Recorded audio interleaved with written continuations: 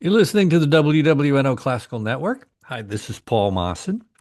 Each week, we take a couple of minutes, check in with Dave Walker, find out what's going on in the museum scene.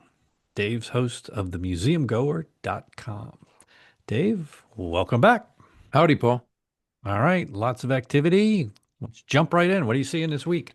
Well, last week we talked about current music theme museum exhibits that could fill a Jazz Fest gap day for anyone taking a break from the fairgrounds. To review, the Historic New Orleans Collection and the Ogden Museum have some Noel Rockmore portraits of Preservation Hall legends.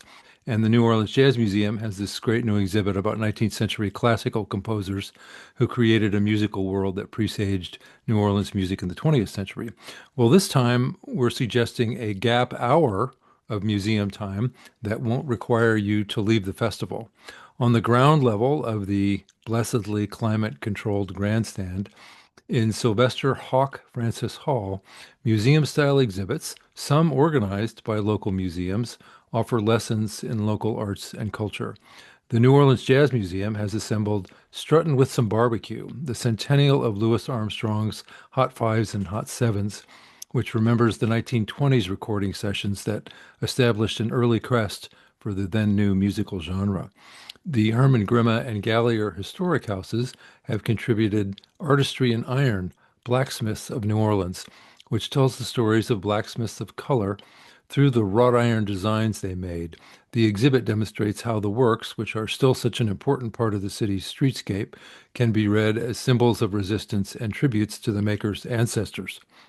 There are also exhibits celebrating the 100th anniversary of the birth years of Miles Davis, John Coltrane, and legendary R&B music producer Cosimo Matassa. And the Backstreet Cultural Museum is represented in the exhibit A Powerhouse of Knowledge, which is a good place for further study for everyone who encounters social aid and pleasure clubs and blackmasking Indians parading through the infield.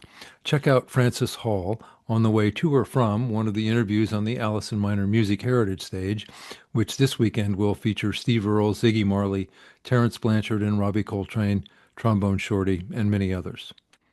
Now, if memory serves correctly, Sylvester Francis was founder of the Backstreet Cultural Museum. Is that right? He was, that's right. Francis, who died in 2020, was a visionary photographer and videographer who became kind of custodian of Black New Orleans cultural life. His daughter, Dominique Dilling Francis, continues his work at the Tremaine Museum, which preserves and chronicles the city's traditions of second lines, Indians, jazz funerals, baby dolls, and skull and bone gangs.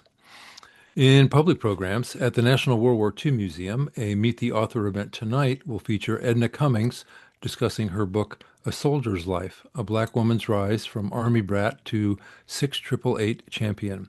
A 4:30 reception will precede a 5:30 presentation, which will take place in person and online. More at nationalww2museum.org. At noon Thursday, the Museum of the Southern Jewish Experience will offer a virtual program about the Louisiana records in the Chappelle roster of Jewish service in the American Civil War. More at msje.org. And at 2 p.m. Monday at the New Orleans Jazz Museum, there'll be a presentation by Steve Rapport, whose work is on view there in the exhibit Less is More, the photography of Steve Rapport. More at nolajazzmuseum.org. Well, there you go. Some things to do to take a break from Jazz Fest, or if you're just looking for something else. And of course, you can find out more about any of the things we've just talked about at Dave's website. It is themuseumgoer.com. Dave Walker, thanks so much. And we will catch you next week. See you then. Thank you.